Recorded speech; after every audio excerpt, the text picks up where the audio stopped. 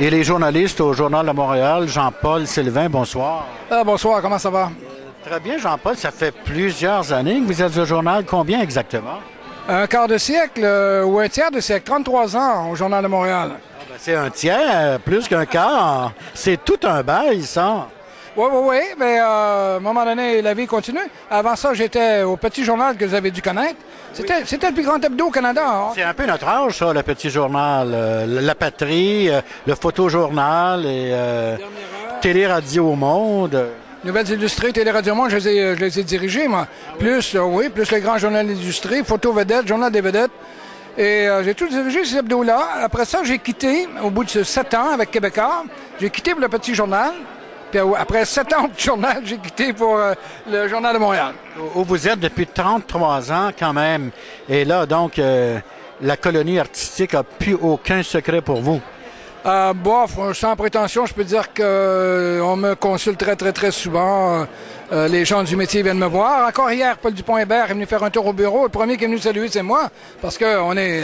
Il a lancé, Paul Dupont-Hébert, hier, justement, Sarnacan, sa nouvelle compagnie de management d'artistes, dont fait partie, entre autres, Francis Cabrel. Exactement. Et puis, moi, dans mon cas, je connais les artistes depuis des siècles, parce que j'ai interviewé Julia Roberts. Elle avait 19 ans.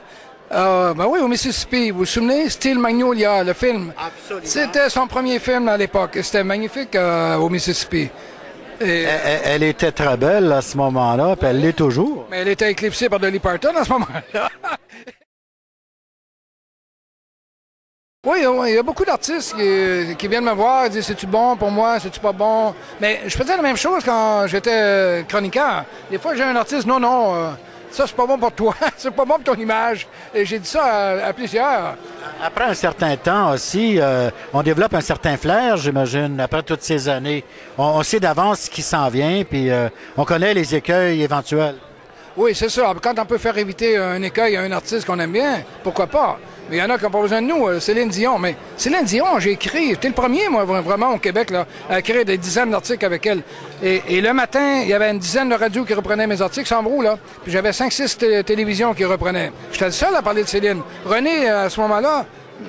Vous aviez des bons rapports. Oui, j'avais des relations téléphoniques avec René. Au lieu d'appeler 50 journaux, il m'appelait. Le Journal de Montréal, c'est très gros. Le lendemain, les radios, les télévisions le reprenaient. Mais c'est plus le cas maintenant, là. Elle est mondiale, là, elle est universelle. Les temps changent. Elle est internationale, là. C'est fantastique, son histoire. Oui, on continue à vous lire dans le Journal de Montréal. Merci beaucoup, Jean-Paul. Vous êtes bien gentil, c'est moi qui vous remercie.